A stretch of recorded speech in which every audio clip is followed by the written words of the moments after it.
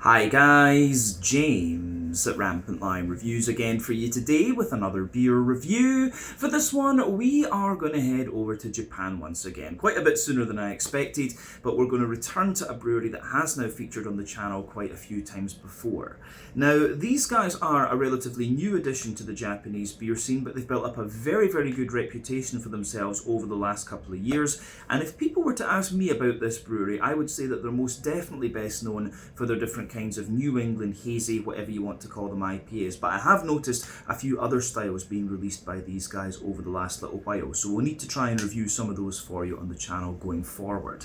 But the beer we're going to have a look at today is somewhat of a special release for these guys, like in a special occasion beer if you like. It's a style that I've had from this brewery a couple of times before, one that I know they can do very, very well, and I've heard very good things about this particular beer. So needless to say, I'm very, very curious to see what this beer is going to have in store for us. Hopefully it's another good beer. Hopefully it makes for an interesting review, and as always, I hope that you guys watching enjoy my take on this one as well. So yeah, for this review then, we are going to head to Nagoya in Aichi Prefecture. We're going to go out a little bit to the east of the city to a place called Nagakute, and that means that we're going to have a look at another beer from the wonderful Totopia Brewery. So this particular beer is called 2phobia. It comes in at 8.5% ABV. It's another New England hazy, imperial double, whatever you want to call it, IPA. Triple dry hop this one, and this was released to celebrate the brewery's 2nd anniversary. So yeah, this is one that I actually picked up here in Hong Kong rather than back over in Japan. You would have seen recently I released two reviews of beers from this brewery, as well as my beer pub Brick Lane out and about video. But yeah, this is one that I found in Beer in the one mall in Tsim Sha Tsui in Kowloon here in Hong Kong, just before I went over to Japan, in fact. So I'm finally getting around to reviewing this one for you. So this one won't be quite as fresh as the other two that I reviewed on the channel very, very recently, but I'm sure it will still be pretty damn good actually. It'll make a nice comparison, in fact, because those other two were the same style as this one and very fresh, whereas this one is maybe about 6 weeks old, or maybe a little touch older than that, something like that. But yeah, let's crack on with this one then and see how we go. The 2phobia 2nd anniversary beer, an 8.5% New England hazy imperial double, whatever you want to call it, IPA from Totopia Brewery in Nagakute, just outside of Nagoya in Aichi Prefecture up in Japan. So, as always with my reviews then, I'll tell you a little bit about the brewery before we taste the beer. If you want to get straight to the tasting though, just fast forward. All the usual links can be found in the video description below. That's the brewery website, the link to my other reviews that I've done from Totopia before, and we will no doubt add more to that list at some point in the near future. But there's all the usual social media down there. If you want to see more reviews, do please consider subscribing to the channel. The support that you give is massively appreciated, and remember, you can go into the channel homepage and search for beer using the geography tagging system. So just go in there, use the little search bar, put in your hometown, state, county, province, whatever you like. If I've reviewed beers from the area that you search for, they will pop up. Failing that though, you can check out the playlist of beers from different countries. You'll find this one in the Japanese playlist along with a number of other things, and that is of course added to very regularly because I'm over there visiting my son quite often. But do make sure you check out the playlist of beers from other countries as well, because there are some very interesting things on the channel these days, even if I do say so myself. But yeah, let's go on to my brewery notes then, and I'll tell you a wee bit about Totopia Brewery once again then. So, Totopia Brewery, as I've mentioned to you already, are based in Nagakute in Aichi Prefecture, which is just out to the east of Nagoya, almost halfway up Japan, because Japan is very, very long. It takes you about 4 hours to fly the length of it. But this brewery was founded back in 2022, and it is the latest venture of the team behind Beer Pub Brick Lane in Nagoya. So, Beer Pub Brick Lane was founded back in 2014 by Junya Morita and his wife Akiko, along with 3 other friends, and it's become a very well-known beer and burger spot in the city, and it is good, so I do recommend that you go and check it out. But the following year they started the Nagoya Craft Beer Map, and they started market research in the US in order to form their own import company, and they started importing American beers to Japan back in 2017. Just after this, they opened up their own beer shop known as Used Like New Beer in 2018, and this also acts as a sandwich shop as well. So I think the next time I go to Nagoya, I'll need to go and check that one out. But at this point, when they opened up Used Like New Beer, they decided that they wanted to kind of get into brewing their own beer, and they started planning to form their own brewery. So the name Totopia was chosen as a combination of the Japanese word toto, which means kind of like precious, valuable, revered, and utopia, which is, of course, a perfect society, I guess, but or a perfect location. But the location of the brewery had originally been set as Seto City, but this had to be changed quite suddenly, and they found their current plot of 600 square meters in Nagakute, which, like I said, is out to the east of Nagoya. But the brewery released their first beers during the second half of 2022, and they plan to focus on using local ingredients in their beers as far as they can, and they've also been harvesting some of their own hops as well. I think that's going to be quite a big thing in the Japanese beer scene going forward, is Japanese produced hops. So that's going to be quite interesting. They'll get their own varieties and stuff like this. But as of December 2024, these guys have produced 140 different kinds of beer according to Untappd. I should have said January 2025 there. But yeah, they've produced at this point in time about 140 different kinds of beer, according to Untappd, and that number will no doubt continue to increase. Like I said, these guys have become very well known for their New England hazy IPAs, but I have seen like a few kind of fruited sours and a lager and one or two other things from these guys quite recently as well. But yeah, that is everything I can really tell you about Totopia Brewery for the moment. If you want to learn more about these guys, you can check out the brewery website, you can follow them on Facebook and Instagram to keep up to date with all the latest goings on, and you can check out the Rate Beer, Untappd and Beer Advocate pages to learn a little bit more about all the different beers that these guys have done. So yeah, let's go on and have a little look at the beer itself. So before we open it up, just a wee quick look at the artwork for you. You can see there is one of the Totopia Brewery symbols at the bottom of the can, and then you've got this nice kind of, I don't know, it's almost like a kind of 1970s, 1960s style artwork too on there, which I think is pretty cool. Tells you a little bit about the beer on the side here in Japanese. There wasn't too much on the Untappd page actually, and you can see plain silver top on the can. This one incidentally is a half litre, which is getting more and more common in Japan. It's usually 350 or half litres that you'll get craft beers released in. The hops in this one are Citra Incognito, Nelson Sauvin, Kohia Nelson, Rakau and Citra Cryo. So yeah, Kohia Nelson I think is just another region of yeah, it's just another kind of region in New Zealand that they produce Nelson Sauvin actually, if I'm not mistaken. Do correct me on the comment section below if I'm wrong about that. But yeah, triple dry hopped hazy double IPA. This one Citra we know quite well, 14% alpha acid American. It's going to give you quite a bit of peach, juicy mango and a little bit of lemon lime in a New England IPA. Nelson Sauvin is the classic New Zealand hop, 16% alpha acid, lots of kind of white, green, grapey kind of characters there. The Kohia Nelson will be slightly different, different water profiles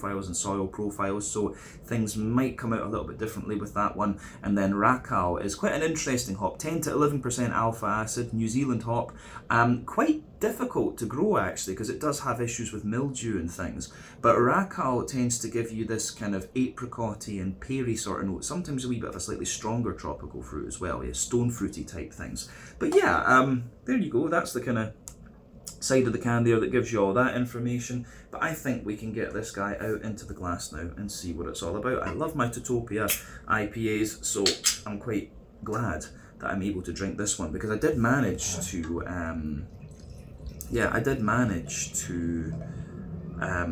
try quite a few beers from these guys, and I also got to review the first anniversary one from them as well, which was very, very nice.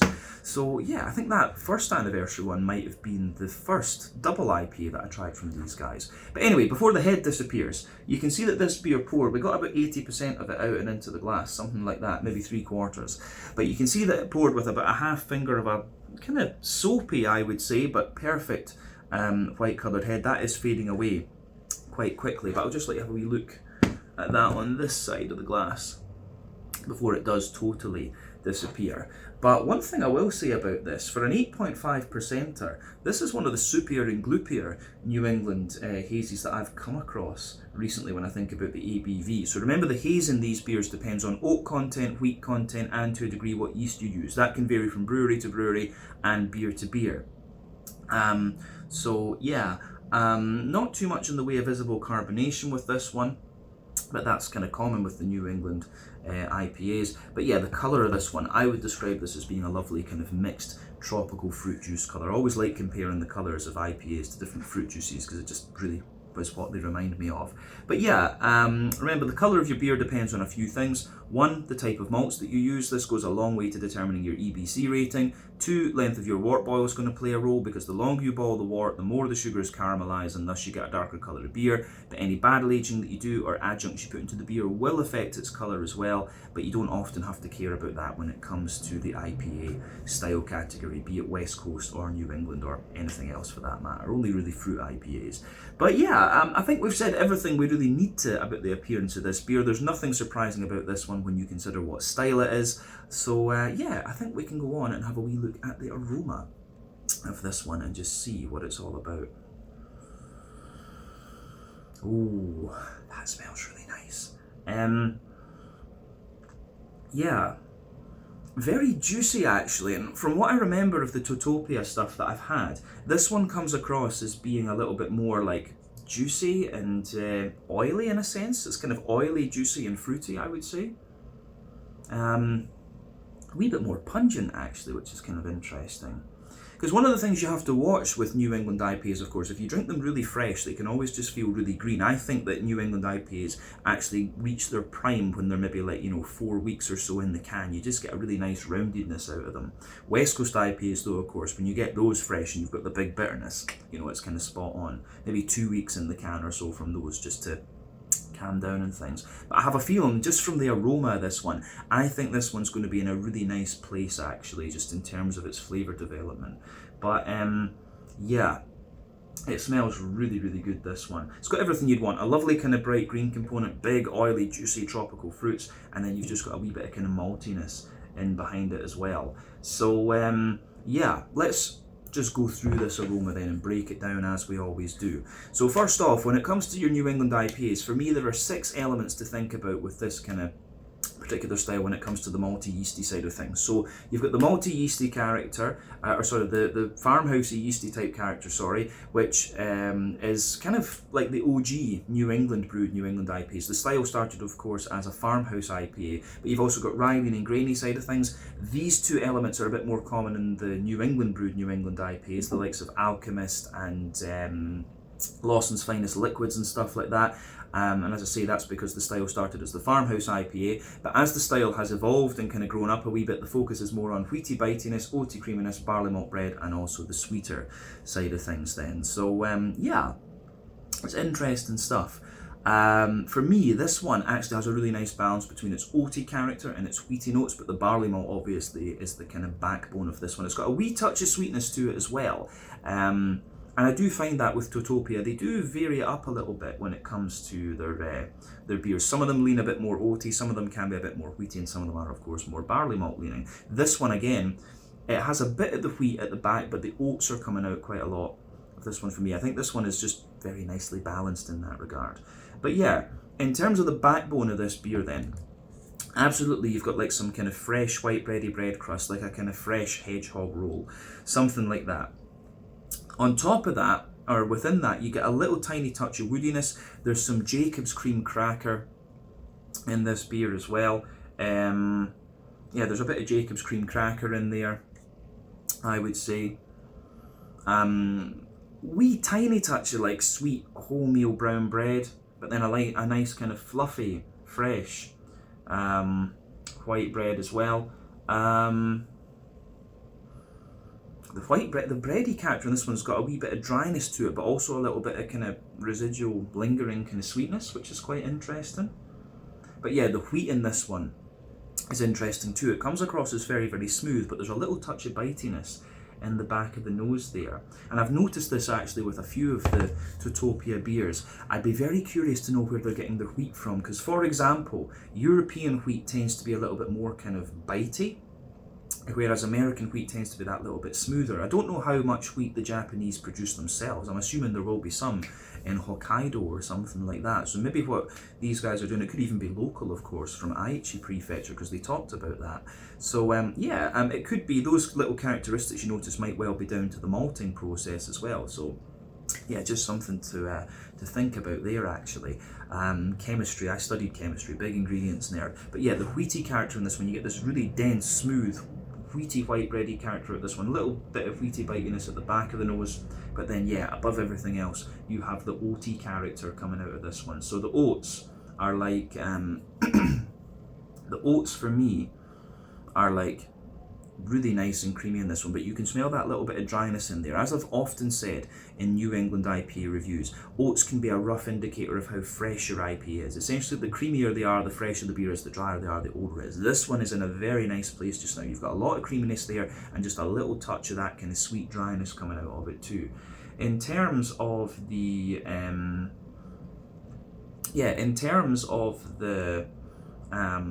the sweet side of this one, you do, because it's 8.5%, you're going to get a little bit of that. So for me, there's a little bit of like Werther's Original Butter Candy Butterscotch in this one. And you've got a wee bit of like biscuit to it as well, which is quite common.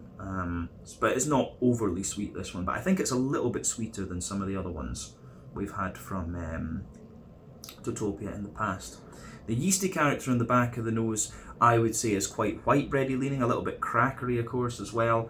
But yeah, I do really like how this pieces together in this one, and it gets a big thumbs up from me. Yeah, I really like this, actually. The aroma on the malty and yeasty side of things is great. So let's go on to the hoppy side of the beer then. So when it comes to hopping your IPAs, you have three types of hoppings you can do in the brew. Early addition hopping, which takes place within the first hour of the wort boil, that gives you a deep, dank green component and also most of your bitterness. The late addition hopping, pardon me, takes place in the last half hour of the wort boil, gives you a wee bit of bitterness, mainly flavour and aroma. Then you've got dry hopping, which takes place after the wort boil is complete. And that is all about flavour and aroma. The latter two, of course, are going to give you a very bright green component. So New England IPAs tend to rely on late addition and dry hopping, which is why they're softer and more kind of juicy and things. West Coast IPAs use all three, which is why they're a bit more kind of oily and have that deeper, danker kind of quality to them. So yeah, this one quite obviously is using a lot of late addition and dry hopping, and of course you've got incognito in here as well, which is going to smoothen out your green component quite a little bit. So in terms of the green side of the hops in this beer, there's a little bit of earthiness in there, which you're always going to get, but very, very minimal.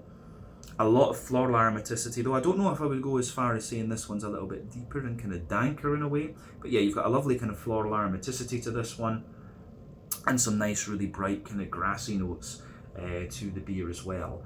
But yeah, the fruity side of this one is very, very nice. You can smell the sharper peach from the citra for sure in the top of the nose. Big, ripe, juicy mango. You can get a lot of apricot and oily pear from this one as well. Those two elements are definitely the racal. But I think racal does contribute a little bit to some of the peachy notes, actually. I had racal in another beer quite recently, and I think that was the first time in a wee while, and it's the peach and the pineapple that kind of stood out. So yeah, there is some juicier pineapple in there as well.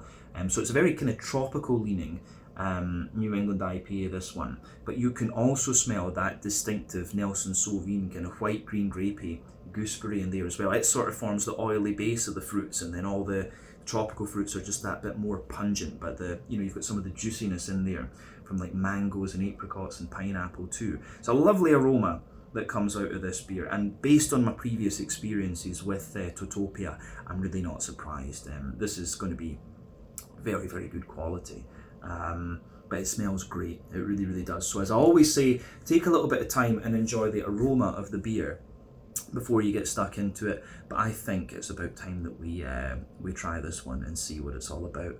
So yeah, this one is the 2phobia, an 8.5% triple dry hop New England Hazy Imperial Double, whatever you want to call it, IPA, the second anniversary beer of Totopia Brewery from Nagakute in Aichi Prefecture, out to the east of Nagoya over in Japan. Let's get stuck in. Slanja, skål, cheers, kanpai.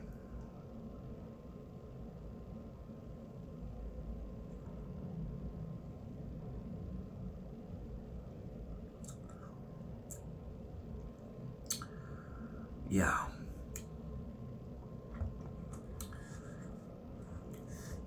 That's really nice actually. I think I've still got it a little bit cold. It maybe needs to just warm up a little bit to get some of the other flavours to come out of it. But yeah, this is, I think I overestimated how much, or underestimated how much I had left in the can there, but still. But yeah, this is another very, very nice New England double IPA from these guys. Like I kind of suspected, it's quite a wheaty and oaty leaning one, but the barley malt is kind of sitting in there underneath. It's very smooth actually, and it gives you a wee bit of dryness into the aftertaste, but another very, very, very solid New England hazy from Totopia. These guys really know what they're doing, and you know, it's interesting for me watching Japanese breweries because it's part of the Japanese culture to kind of take something in and refine it and things like that, and you can see Totopia have really done that over the years that I've known them. You've got other breweries that do the same. Itokodori, they call it, taking things that are useful and refine them and make them better. And you know, the Japanese do a very good job of that. Totopia, in terms of the craft brewing side of things, they are an example. Uchu as well, West Coast brewing. There's so many good breweries in Japan these days, which is great to see.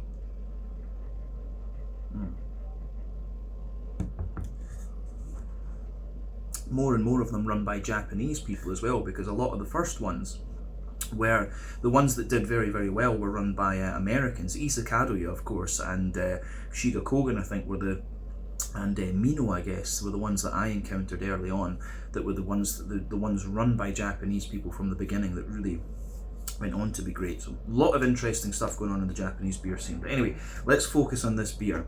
So, as I say, very smooth, creamy.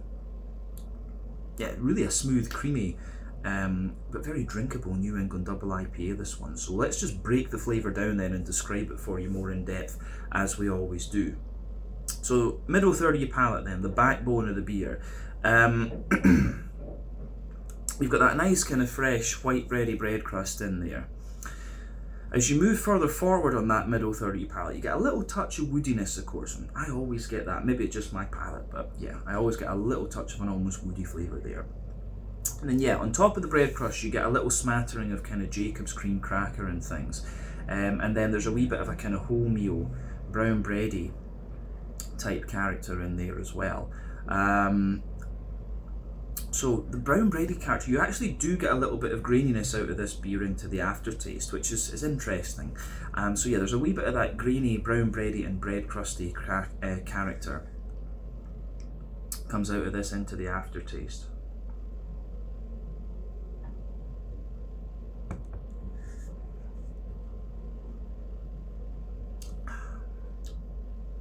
So yeah, I really like the way that that goes together in this one.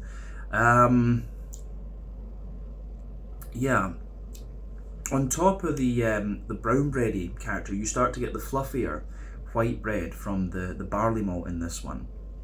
And it's a wee bit drier actually, but it does have a wee touch of sweet. I think the brown bready character is the one that gives you the sweetness. So I like how that, I do like how that goes together actually. So yeah, nice kind of lighter white bready kind of character, wee bit of brown bread in there, and then on top of it, you have the yeah, you've got a bit of a more dense white bready, wheaty kind of character in there. And like I was suspecting from the aroma, the wheaty white bread in this one is very, very smooth actually. But remember that sweeter flavours come out further forward on the palate, more dry and bitter flavours come out further back. And yeah, you get that little bit of wheaty bitiness further back, but the smoother wheat further forward. So you can feel that kind of gradient across your palate there, which is really nice. Then on top of the wheaty side of things, you start to get the oats. So let's have a little look at the oaty character in this one.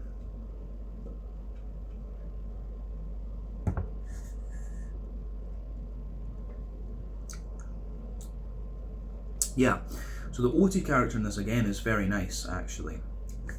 So if you go down the middle line of your tongue, it's got a little bit of, you do get the creamier side of the oats, but the more that I drink of this, the more I think it's leaning more toward the wheat actually, and the smoothness of the wheat, because the beer does have just this little bit of oily cleanliness to it, mouthfeel wise. But yeah, down the middle line of your palate, you get the kind of creamier side of the oats, and as it moves out toward the edges of your tongue, it's got a little bit more of a kind of drier oaty character to it as well, so there's a wee bit of that going on in there. In the dead centre of your palate, you get that little circle there where you've got a wee bit of like Werther's Original butter candy, butterscotchy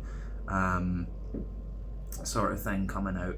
So yeah, the way that that goes together, I would say, is quite interesting. There's a wee touch of McVitie's Digestive Biscuit in there, and the sweetness actually comes out a wee bit more into the aftertaste, some of the drier side and the sweeter side of the oats as well. You do get more and more of that into the aftertaste. But yeah, I think we've covered the middle third of the palate quite nicely now. So let's go to the back third of the palate. As I've often said, back third of your palate will give you very similar flavours to the middle third of your palate, pardon me, but just at different intensities. So yeah, border region between middle and back third of your palate, you get that nice little bit of kind of bready build up in there, brown bread in the base, white bread on top, and then the more dense wheaty white bready character in there, and it's got a little bit of bitiness to it. But yeah, the base of that back third of your palate, you have more of the kind of white bready bread crust in there, which has that wee bit of dryness and things to it. Then you've got the Jacob's cream cracker just kind of sitting on top of that. The brown bready layers in there, which is a little bit lighter, taller, more airy, slightly drier as well. Then you've got the white bready layer above that, which is a little bit lighter, taller, airier, and more kind of dry. And then the wheaty character that sits on top of that is, you can feel that wheaty character just creeping over the top there, and it's got that little bit more of a kind of bitiness to it as well. So yeah, it's interesting stuff.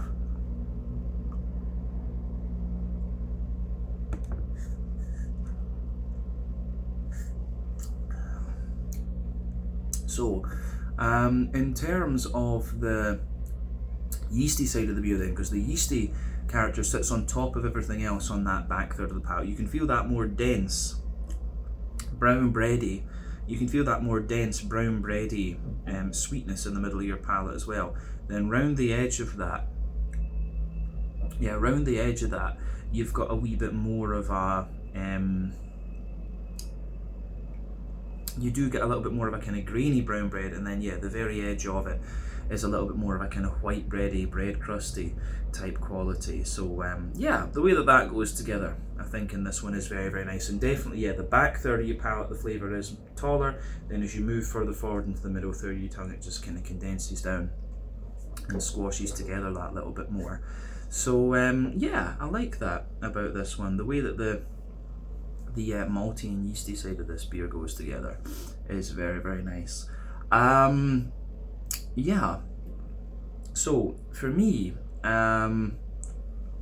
back corners of the palate here, you know, you have that little bit of earthiness in there, and as you move further forward, it's a wee touch kind of more herbal and things, and there's a wee bit of kind of piney, resiny dankness underneath that. I think that's going to come from the Nelson Sauvignon, because Nelson Sauvignon is quite high in alpha acid, of course.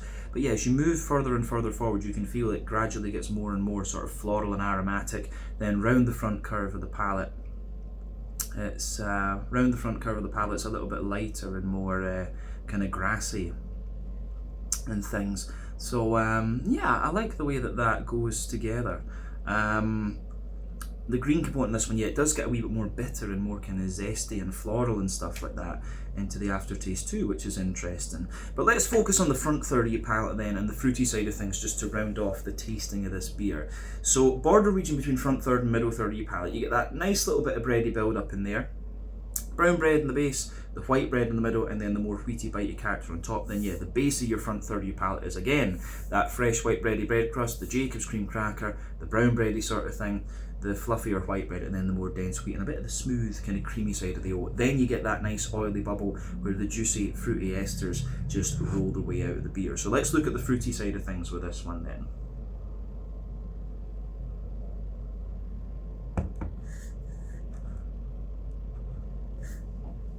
So yeah, fruity side of things with this beer, it's kind of what you'd expect a little bit if you know these hops. At the back of that front third of your palate, there's a teeny little hint of grapefruit in the base, but then the sharper kind of juicier peach on top. I don't know if I'd go as far as guava, but there's a little bit of, the mango is very, very ripe and almost has that kind of green quality to it that you get from guava, but lots and lots of juicy mango anyway. And probably the racal is kind of pushing that peachy flavour a little bit. But yeah, as you move further forward into the middle of that bubble at the front third of your tongue, you can feel there's a little bit like a drier apricot, you know, underneath, more of an oily pear in the middle. Then on top of that, you've got the kind of pineapple-y type character. So yeah, the Citra and the Racal together are really making this beer very, very tropical, and it does have a wee bit of kind of punch to it in a sense. As you move into the front half of that front third of your palate, you start to get more of the yeah, you do start to get a little bit more of the Nelson Sauvin kind of coming out of this one. You can feel that nice big oily white green grapey gooseberry type flavour. So I like that about this one.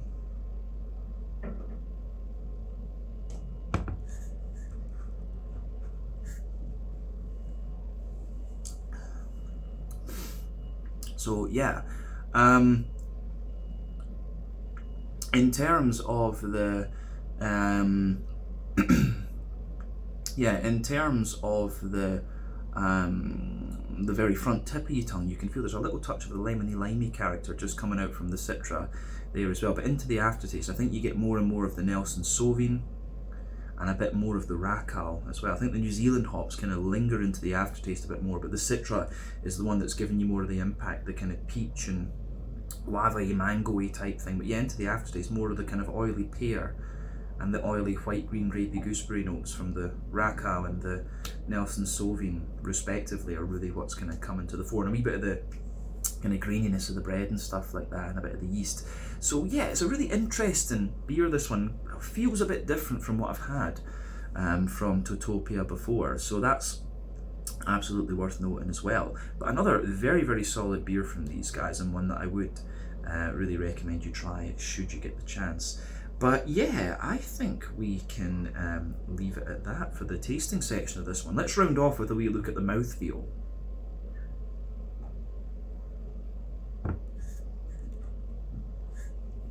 So for me, yeah, mouthfeel wise, I think this one's kind of at top end and mid-bodied. Carbonation is very, very smooth in this one, as you very often get with Japanese beers. It has this lovely kind of the water feels very clean and very pure in this one, and it does have a little bit of an oily slickness to it in a sense as well, this beer, but you get a wee bit of the dryness out of it as well.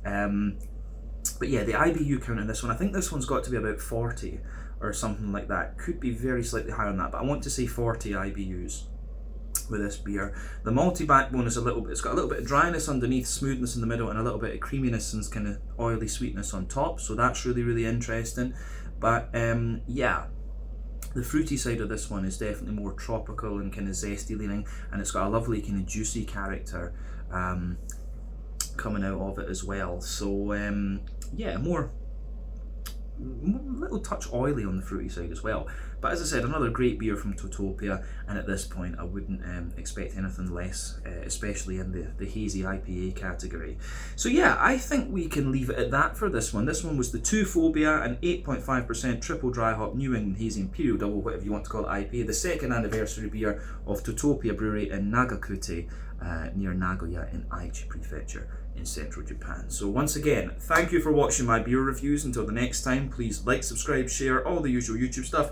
Let me know your own thoughts on this beer in the comments section below. Let me know what your favourite beers are from Totopia as well, and we will no doubt return to these guys again at some point in the very near future.